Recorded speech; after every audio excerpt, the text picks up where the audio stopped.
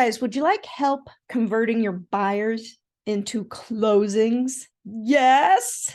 Look, the reality is we still have many pockets of low inventory and high buyer demand. And so we have these buyers, they're sitting there in our pipeline and we can't find anything. Yes, can you relate?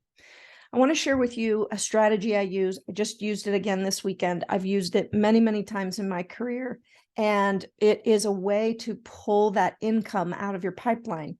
I want you to first go into that pipeline, look at your buyers, look at kind of their price point. I want you to calculate your imagined commission. So, if they're a 3 to 350 buyer, go ahead and just put 3 in and do your 3% or your 2.5% or whatever your market is. Here we're 3%. So that's a $9,000 check I'm sitting on, right? This is reality. I want you to go into your buyer pipeline and look at your pending income.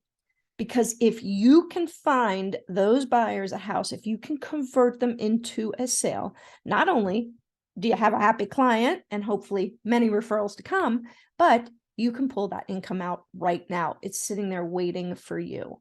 All you got to do is work for it, guys. Here's the secret. You cannot just put the search criteria into the MLS and hope something pops up. It is time to earn your income. Yay! Sometimes we can get away with that, can't we? We can put the, search criteria in and something pops up and great. But don't let MLS be the only source of generating possibilities for those buyers. You know what the other source is? Your telephone. Your telephone. Here's what I did and here's how it worked. So I had these buyers. They had very specific needs, not unreasonable, but very specific. And we had been looking in a large area in Northern Kentucky because I'm licensed in Ohio and in Kentucky.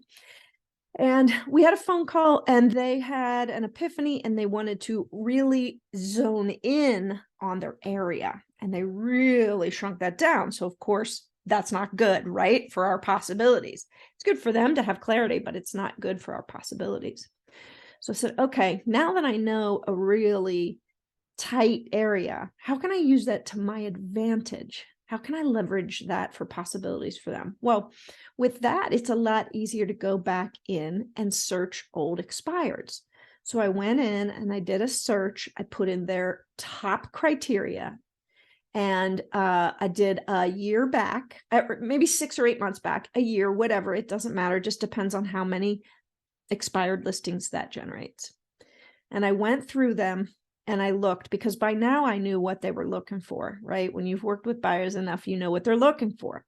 So I knew what they were looking for. I went through and I picked out a handful of them. I double checked to see that they hadn't been sold. And then I realized, don't do that, Monica, just call the agent. Because since I'm making this effort, I might as well see if that agent has something else just like it coming up, right? So I called a handful, nothing. A couple of them didn't call me back. Had some nice conversations with others. That's great. No, I sold that. No, nothing else coming up. Okay, fine. Got a hold of an agent. She called me back.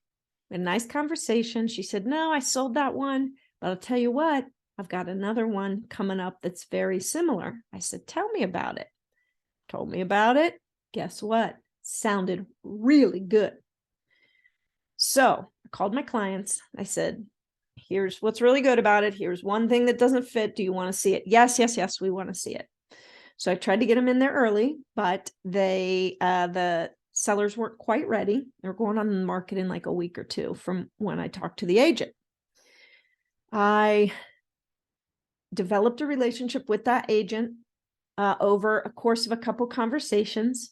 And luckily, they let us come in the night before the listing was going live. And voila, we were able to write the contract. Now, they didn't want to accept the contract right away. They wanted to let the first 3 days of the showings go. And I understand that from their standpoint. That makes sense. It was frustrating for us, but totally makes sense. We wrote a very competitive offer, which can be another video. And we were able to secure that contract in the midst of a lot of competition. Now, Do you think my clients appreciate me and the effort it took to go find that and give them the jump on it? It's everything, guys. That's a fan for life, right? That's a fan for life, because I didn't just sit and wait. I took control and I went out there and I hunted and I turned over rocks, and you got to do the same. Got to do the same. Okay. So that expired strategy is really powerful. You can also make calls to your database, or human base, as I like to call it, in areas where they have those kind of houses. Excuse me. And where they have those kind of houses. So if they're looking for, acreage, and you've got friends that live outside of the city a little bit, call them. They might have neighbors. They might be looking to sell. Who knows? The bottom line, pick up the phone and go to work for your clients. All right, guys, if you want to talk about it more, you can always reach out. Talk to you soon.